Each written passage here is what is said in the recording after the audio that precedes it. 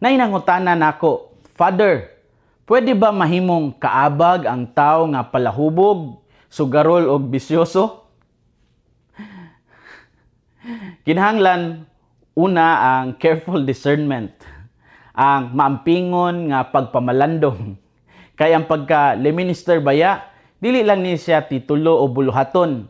Kini usa ka ministry nga nagkinahanglan og una, maayong pamatasan og ikaduha, kredibilidad sa community o sa komunidad. Kung ang usa ka tawo nailhan nga palahubog, sugarol, bisyoso, adunay serious question bahin sa iyang kahintang sa kinabuhi ug sa ehemplo nga iyang mapakita. Ang pagkaabag, dili lang ni siya pag-alagad sa altar, kundili paghatag sad og panig-ingnan sa kinabuhing Kristiyanos. Busa importante kaayo ang discernment, pagpamalandong, pagtan-aw kung ang tao ba nagpadayon pa sa bisyo o tinuod nga nagbag-o o naningkamot sa pag-ayo sa iyang kinabuhi. Kung adunay tinuod nga paghinulsol o klaro nga pagbag-o, ang simbahan dili maghikaw kaniya sa maong kahigayunan o chance.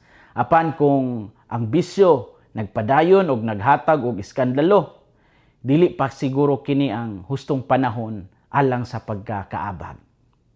Ang discernment kinahanglan buhaton uban sa pari o sa kura paroko, uban sa parish pastoral council o sa mga tao mismo, uban sa pag-ampo o pangayo sa paggiya sa Espiritu Santo.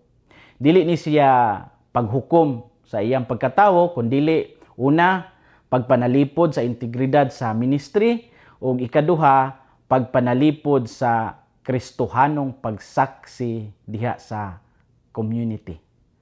O sa katapusan, ang pangutana, dili lang kung pwede ba siya mahimong lay minister, kundili andam ba siya sa tawag sa Dios o sa mga responsibilidad nga kauban ani.